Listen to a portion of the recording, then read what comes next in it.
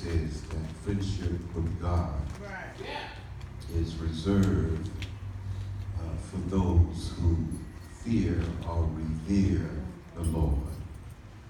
Verse 14. To them alone, he reveals his secrets to his promises.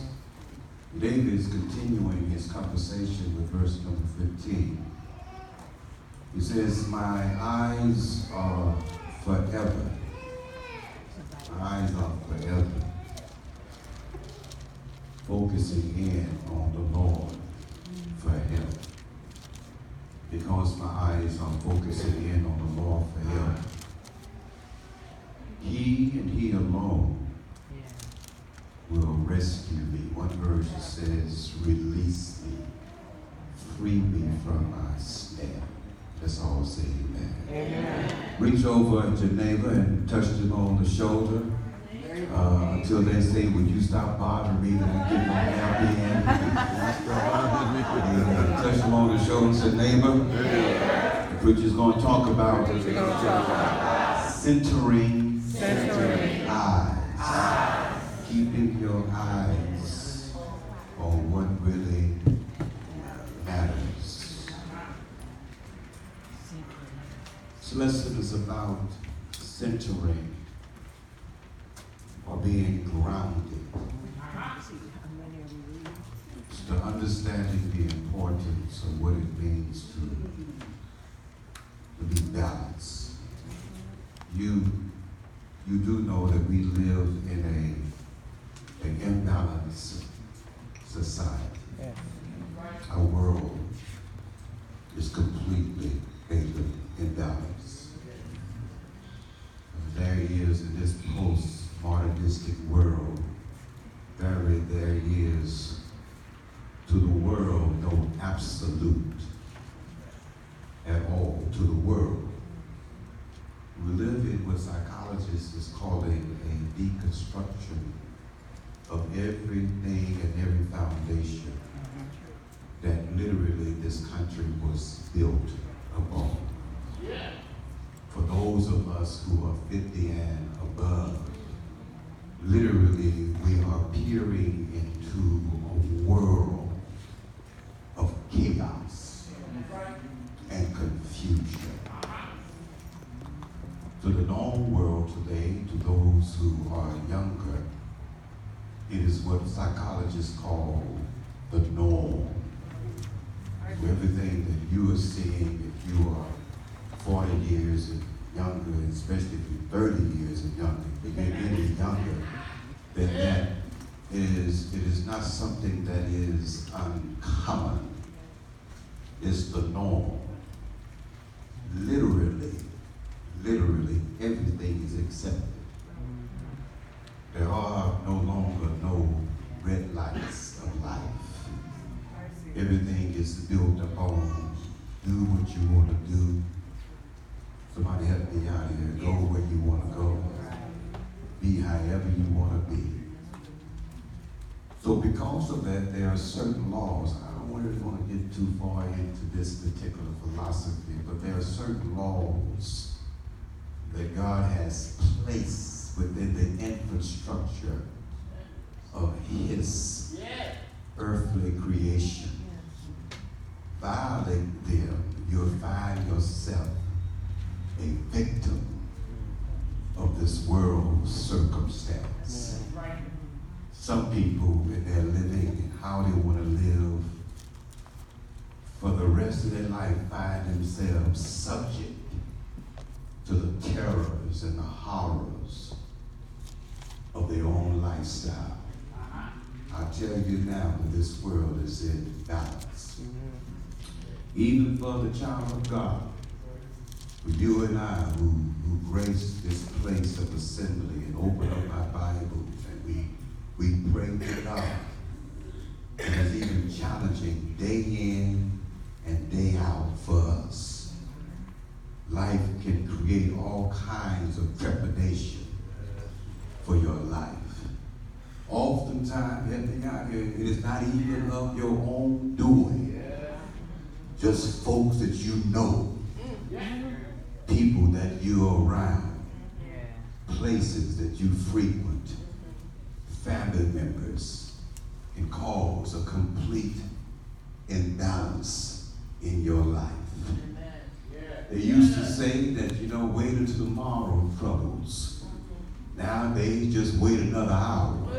Let me out here. Nothing is uncertain. To really have a mental and spiritual linear of thinking is challenging. Just to stay focused.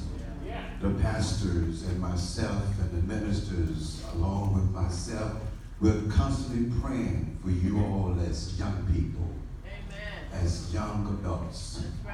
You are hit right and left with everything. I can't even begin to imagine if the positions and the things that y'all see every single day. Where are you finding your hope? Where are you finding your own certainty? Where are you finding your own balance? How do I stay grounded in a world that has no foundation at all? Anybody know what I'm talking about? I'm just talking to us right now because I need for you to understand the importance of you taking up the mantle for yourself, Jennifer, to become balanced, grounded, and centered on those things that truly, really matter. So let me give you a verse that way if you're taking some notes, you can write this down. What does centering really mean? Come on, TG, are you with me? What does centering really actually mean? I want you to write this down and look at your own life and be the judge for yourself and really question yourself, your activities, your mindset, your thinking, your concept about life. What does it mean to be centered? It means to be grounded, to be completely aware. It's a deep sense of mindfulness. In other words, you have reached a plateau of being cognitive, aware of what's going on around you, and how do I stay centered when the winds and the turbulence of life is blowing. I'm trying to get somewhere, but the winds of life is creating a difficult situation for me to just go forward and to do what is right. Paul says, I gotta walk circumspectively. In other words, I gotta be careful what goes into my mind, who I am associated with, what I'm watching on TV, what I'm listening to that comes through the portals of my mind. I gotta be careful because any of those items can quickly knock you off your feet. You know the old saying, you take 2 steps forward out here, and the life would knock you 4 or 5 feet backwards. Have anybody ever been there when you felt like just as soon as you get up on your feet, something comes along and knocks you right back down? Do you realize how difficult it is to go from being on the ground, bracing yourself, pulling yourself back up, looking around to make sure that there is nothing else or nobody else that's going to knock you back down again? After a while, you start to realize, listen, I can do bad. Oh, you see the story. So centering is all about being fully embodied, whole, and balanced. I hope that you're writing this down. It is a deeper connection to the authentic you. It is beyond, Felicia, the peripheral of life. is beyond just the simplistic circumference of you. In other words, because you have experienced some things, you're not a surface kind of person. How many of y'all have been around some pretentious people that you know that they are fake? I wish I had some here. You know, they so pretentious and fake that everything come out of their mouth is fake. After a while, you live long enough, you don't want to spend any time at all around fake people. Look at your neighbor and say, you ain't fake, are you? Because I'm getting ready to get up out of my seat where you are. Being centered literally means into your feelings and emotions in a godly way. This ain't no Drake song. This into your feelings. Oh yeah, I said, y'all think the old man knew nothing about that, did you? Into your feelings and into your emotions in a godly way. It's easy to get into your feelings and into your emotions in a natural way. Right. We do that enough. We showed up, got some drama queens and drama kings in life around our lives. No, this means that you're into your feelings and into your emotions in a sensible way. Right, right.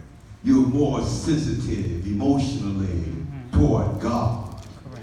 You're sensitive and sensible toward God and the Holy Spirit. You are aware that you can offend God by the things that you are doing. So thus, you no longer want to be an offense to God. You no longer want to make God feel bad about being around your life because of the things that you're doing. So now you're into your feelings and emotions the right way. Being centered means you have an experience that have led you down the road that you have more clarity. I want you to underline that word. That's an antiquated word, more clarity. It literally means that before you had clarity, you was blind. You didn't know how to choose the right friends. You need clarity. You didn't know where to go or you should go. You needed clarity, but you've lived long enough now. Oh, you've been backstabbed and lied on. You showed up to have clarity now. You have a clear perception and insight to life, to what really matters. Your wholeness is important. In other words, you want to be whole in your life. Sisters, let me tell you right now, you don't want a half of a man, you want a whole of a man. I wish I had some help here. I don't need to go there. I ain't going to stay there long. Just say amen if you can. You want a whole man. I'm talking about I'll fix him up and I'll make it. Listen, you'll be fixing him up to the day you die. And he still won't be fixed up. Brothers, you want a whole woman who knows who she is, can stand on her own, know who, how, and what she's all about. She's found her own voice and she could speak her mind. I wish I had some help here. You want wholeness.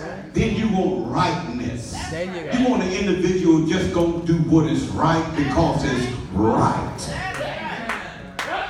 Person who is in harmony with themselves and God. Then you want that last one right there. I want you to really note that one. You want centeredness and balance and being grounded because you don't want to be easily influenced by ideas and individuals. You want to be your own person. If you make a mistake, you can admit that I made a mistake. Amen. And I'm going to correct that mistake myself. You want to be your own person. We got too many clones in the world today. People trying to be somebody else. Be yourself. Be an influence not only for your life, but other people's lives.